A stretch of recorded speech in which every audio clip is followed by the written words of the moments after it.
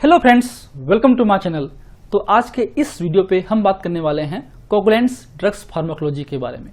हम समझेंगे कोगुलेशन कैसा होता है, क्या उनके ड्रग्स हैं जो कि कोगुलेशन को इन्हेंस करते हैं और क्या उनके बेसिक मोड ऑफ एक्शन होने वाले हैं और क्या क्लिनिकल यूज होते हैं। ठीक,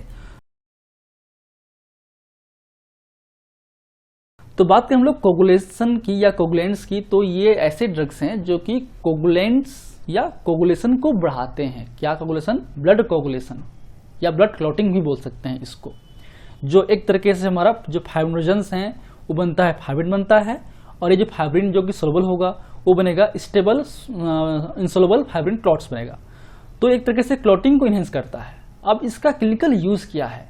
किसी भी कारण से आपके बॉडी के अंदर में इंटरनल या एक्सटर्नल ब्लीडिंग हो रही हो, वो रुक नहीं रही हो, आपको हीमोफीलिया हो सकता है ना।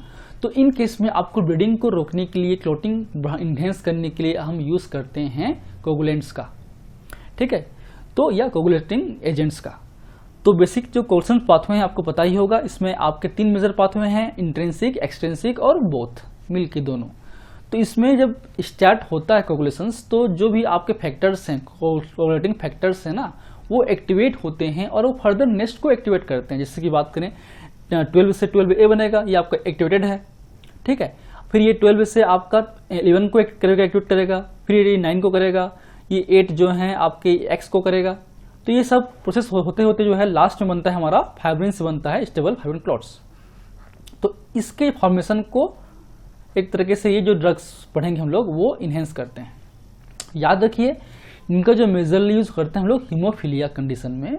अब बात करें हीमोफीलिया की, तो वो मेजरली 4 टाइप के होते हैं, हीमोफीलिया A, B, C और पैरा हीमोफीलिया। तो इनके बेसिक बात करें फीचर्स की, तो हीमोफीलिया बी के केस में जो फैक्टर 9 है उसके जीन नहीं होते हैं, डिफेक्ट होते हैं, उससे फैक्टर 9 नहीं होता है, तो जो प्रोसेस है वो डिस्टर्ब होगा।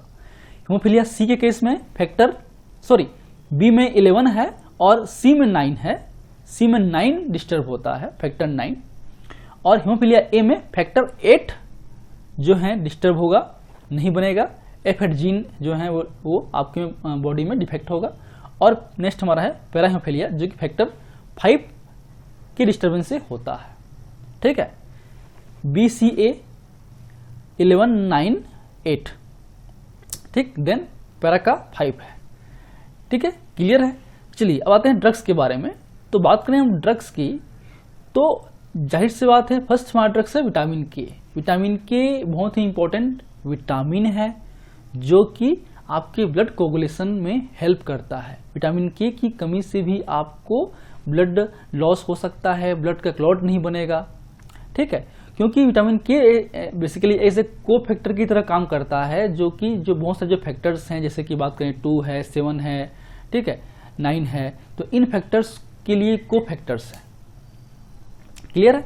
चलिए, तो इस विटामिन के की बात करें तो उसमें हम लोग डिवाइड कर सकते हैं विटामिन K1 जो कि प्लांट से मिलता है, from plant and it is a fat soluble vitamin K1। ठीक, जिसे बोलते हैं फाइटोनाडाइऑन या फाइलोक्विनोन डेरिवेटिव होता है ये। फिर नेक्स्ट में विटामिन K2 है जो कि बैक्टीरिया से मिलता है, उससे बोलते हैं मीनाकिनोन्स। और विटामिन K3 है, विटामिन K3 एक तरीके से सिंथेटिक और फैट सोलुबल होगा। सारे जो है सिंथेटिक हैं। अब उसमें फैट सोलुबल क्या होंगे?